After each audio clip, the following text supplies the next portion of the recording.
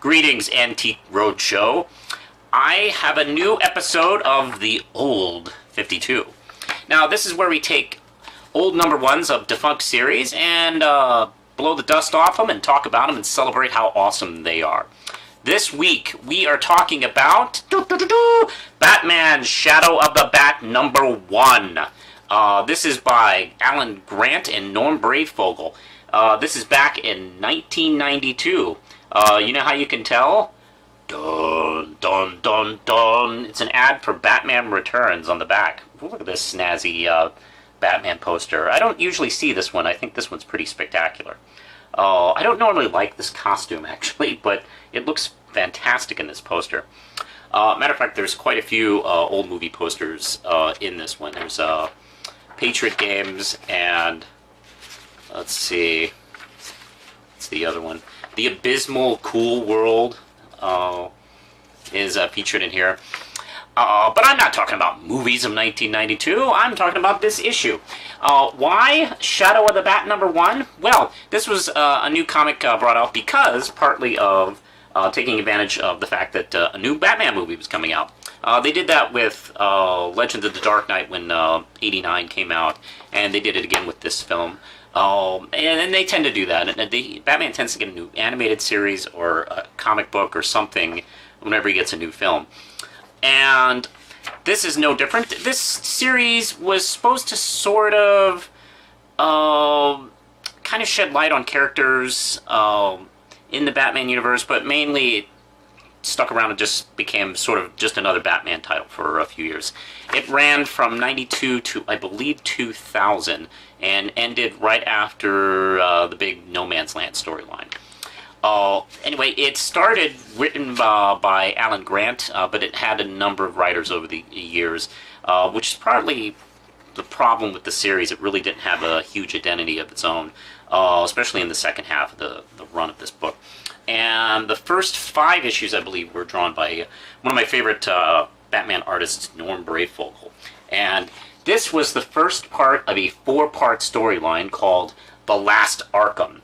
And just to tell you a little bit about it, Jeremiah Arkham is the ancestor of the Arkham from this story.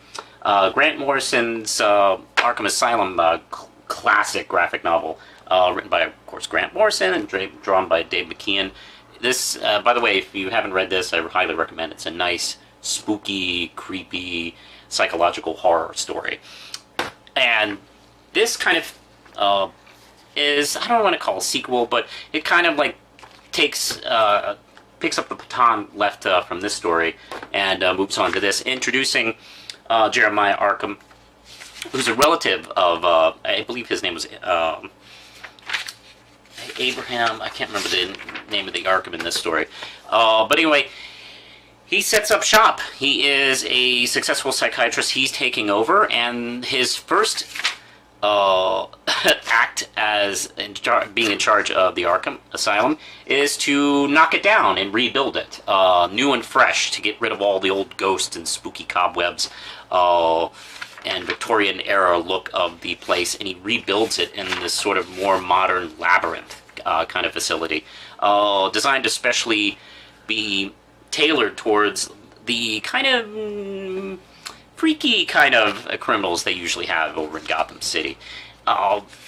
Anyway, the thing about Jeremiah Arkham is he's kind of creepy himself, and this is actually where he came from. This is the first story that introduces him and sets up his sort of murky agenda and how he deals with the criminally insane, if rather his actions were justified or a little bit too harsh. And that's basically what was followed up for the most part here and there. And this story centers on the fact that let's see, he has taken over. His actions are a little questionable, as we can see, the way he treats with some of them. We have Cornelius Stirk, the Scarecrow, and Mr. Zsasz, who actually, this is the first time Mr. Zsasz appears, is this storyline. And he goes through a bunch of his patients until he gets to Batman. He's had Batman in one of his cells. He has apparently been admitted because apparently he has killed someone. They haven't taken his mask off, and stupidly they haven't taken his belt off. I'm not sure what that's about. But they seem to be handling things as they beat him into submission. If you've ever seen this pic of Batman with him pulling on the chain, yelling, "I'm not insane," that's where this comes from. And the issue ends with him being beaten into submission, with Arkham telling him that he will submit and he will give up the mask eventually. The art in here is by Norm Breyfogle, and it's just wonderful and moody and atmospheric. He uses a lot of good coloring on some of these pages too.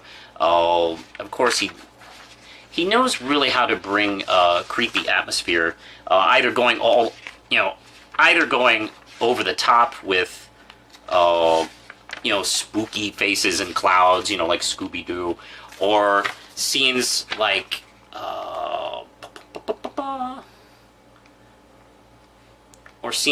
oh, this is not as close as I thought it was. There we go. Or scenes like this, where Arkham is talking to Mr. Zsasz, and Zsasz is, several times during the storyline, he's trussed up like Hannibal Lecter, frankly, because he is too frightening to just be, hanging around the asylum. And like I said, Mr. Zsasz makes his debut in this story. He is very intimidating, very frightening in this story, and I picked this series up new, and I have always had that feeling of creepiness whenever I see Mr. Zsasz in a story. And I gotta tell you, if you like the character but you've never read this, I got some news for you. He's never been as well written as he was in this storyline. Mainly because a lot of times he's just a crazy guy who kills people and scratches on his body to mark his victims. Well, this gets into his philosophy, this whole storyline, and why he does it, and why he thinks it's so important, what it means to him. And it's never been really followed up that well in subsequent stories. He even makes an appearance in Nolan's fantastic Batman Begins movie, but he's basically a creepy thug with scratches on him. This is the Mr. Zsasz story, if you want to pick it up. Also, Jeremiah Arkham, I feel, he also wasn't picked up as well by other writers after this. Oh, sure, he appeared in a lot of books, and pre-52, just before 52 came about, he became the new Black Mask or something like that, which frankly, I don't know. I thought that was a little over the top and a little unnecessary. I like the fact that his motivations were sketchy, and he wasn't all the way into just another super criminal, so I don't know. I thought that was a little unnecessary, frankly. This is a great book. You can pick up the individual issues pretty cheaply, I think. It's not too pricey if you want to find it, if you want to find the back issues. It's only 4 issues, and it also is collected in trade. Now, I'm not too sure if the trade is still in print, but I'm pretty sure you can find that as well. I highly recommend picking this book up. It is Batman Shadow of the Bat #1, The Last Arkham. Anyway, push the button.